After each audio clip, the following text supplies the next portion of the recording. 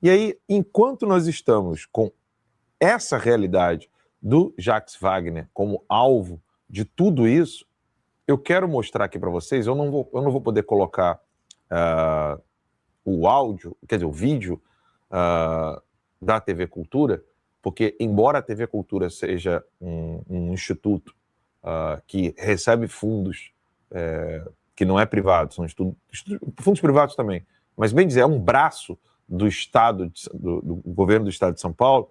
Eu não sei se vocês já tiveram essa experiência, Caporeso, Valéria, deputado Leandro Jesus, Caivano, Dácio, todos que estão aqui comigo, não sei se já tiveram a péssima experiência de tentar usar algum vídeo da TV Cultura. Eles dão strike no canal. Um dos strikes que o Terça Livre recebeu era da TV Cultura. Então, como nós não podemos se dar ao luxo de sofrer um strike, eu vou colocar só o áudio aqui do celular, mas é daquele vídeo ali, do Gilmar Mendes falando o que o Mendonça está fazendo nesse caso da operação da Polícia Federal e tudo que está sendo conduzido por ele em relação ao Banco Master. Olha o que o Gilmar Mendes fala. Me avise se vocês conseguem ouvir bem aí. Com cuidado, estamos só no início da operação. Inicialmente, isso já foi dito no meu voto, Rosé. Inicialmente, nós tivemos a substituição dos relatores. De Toffoli passa para André Mendonça. E, em seguida, o ministro André libera uma ordem que havia sido dada pelo então relator, no sentido de não permitir que a CPI ou a CPMI fizesse aquela quebra de sigilo. E houve aquilo que nós conhecemos, a quebra de sigilo, inclusive de conversas íntimas e a revelação. Depois tivemos as prisões, prisão de Sicário, em seguida notícia da morte de Sicário. Muitos vazamentos, prisões de familiares, são elementos que levam a, pelo menos, uma preocupação e similitudes com o que ocorreu anteriormente. Ele vai querer enterrar a operação, vai querer enterrar a investigação, e aí, Caivano, fica aquela pergunta, né? É isso mesmo? Eles vão na cara dura proteger o Lula, proteger o PT em ano eleitoral, porque, de fato, não dá mais para esconder que o Banco Master não tem nada a ver com o Flávio Bolsonaro, porque quando a coisa estava Dark Horse, o filme do Bolsonaro, o Flávio, teve o Zema comendo banana com casca, dizendo que o Flávio é imoral, que não sei o quê, tomou uma surra. Daqui a pouco a gente vai falar também do comentário da Michelle no Twitter, que tem mais a publicação da Michelle falando em favor do girão desarmamentista, tem mais comentários criticando a Michelle do que própria curtida, né? A força dela acho que é no Instagram, né? Mas até isso está perdendo, porque ela não está engajada na campanha do Flávio, mas a gente vai falar isso daqui a pouco. Mas em relação ao Gilmar Mendes, você acha que eles vão ter essa cara de pau de querer tirar essa guilhotina para cima do PT com relação às ações do ministro André Mendonça lá no STF?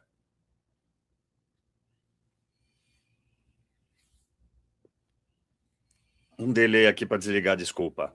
Olha só, primeiro a gente precisa fazer uma colocação bastante, eu diria até peculiar, mas importante fazer, por conta não só dessa entrevista do Gilmar Mendes recentemente tentando cavar um pênalti, né? O que ele quer cavar o pênalti? Ele quer plantar um vício, dizendo que o André Mendonça teria encontrado, né, um dos advogados propondo-lhe uma delação seletiva.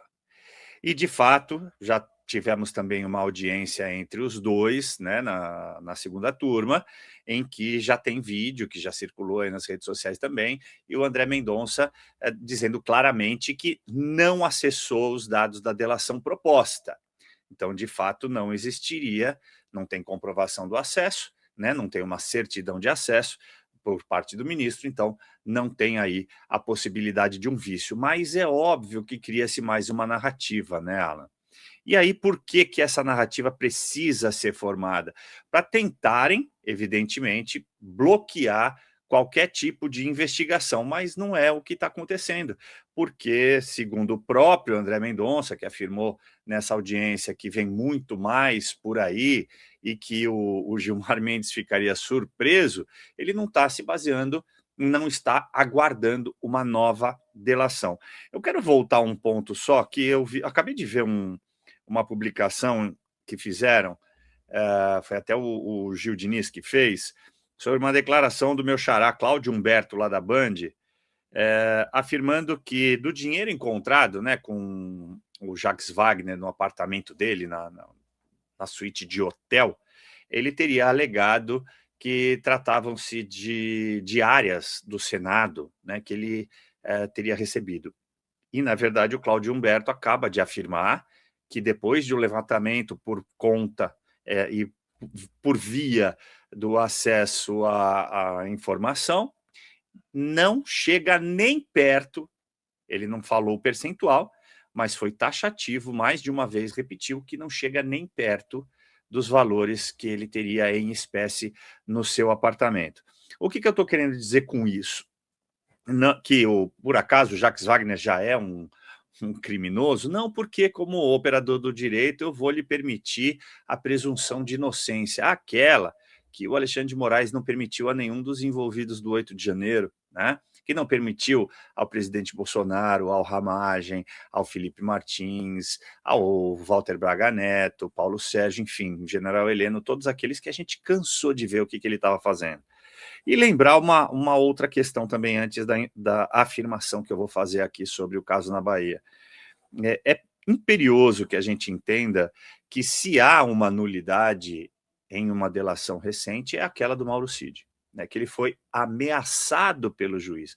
Então, se o Gilmar Mendes está aludindo ao André Mendonça essa nulidade, todos têm o dever de guardar esses recortes aí do Roda Viva, né, que é uma pena que dê strike, né, Alan, como você falou, para que sirva de nulidade num futuro em relação à delação do Mauro Cid. E se isso tiver a declaração de nulidade, obviamente, nulificam todos os processos.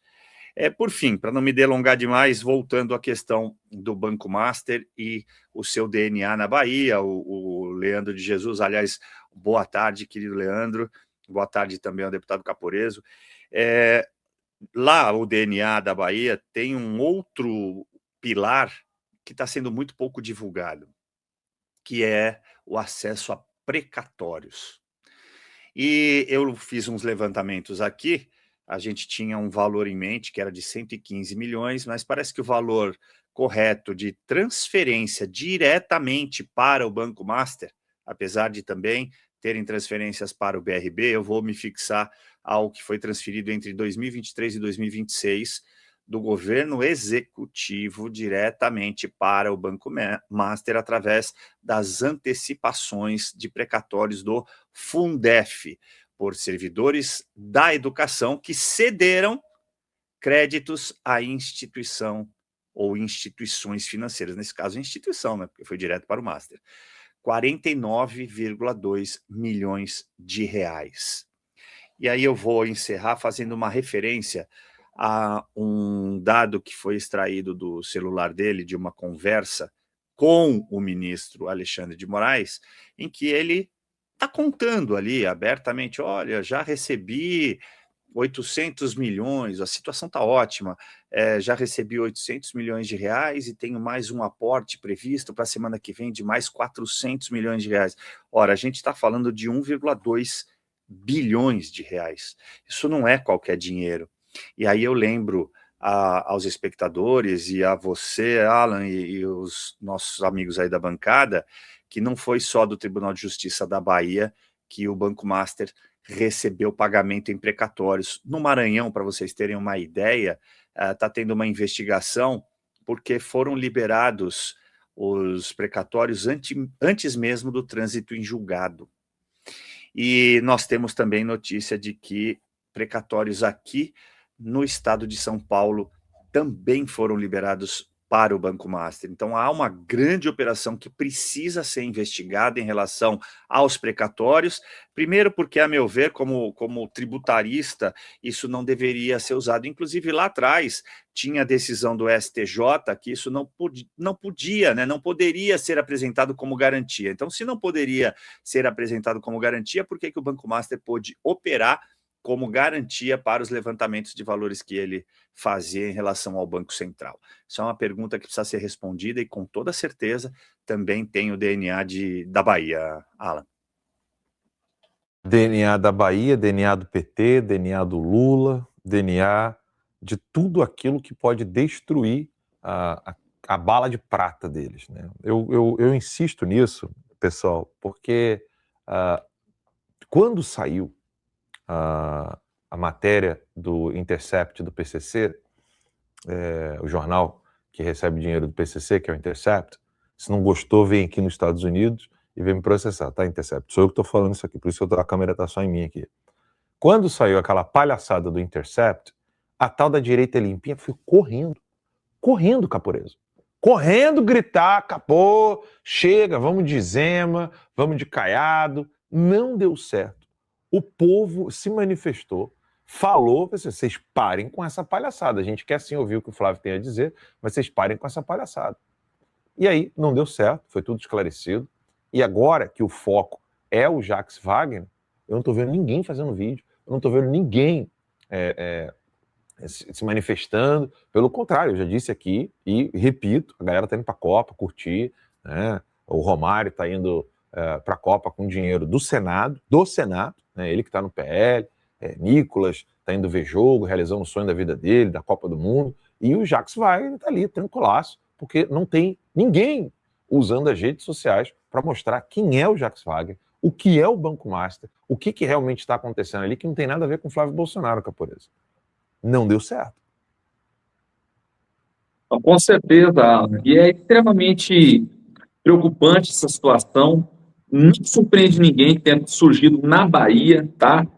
Quando a direita fala assim que nós devemos colocar o Brasil no rumo certo, antes que viremos a Venezuela, tem gente que faz piada.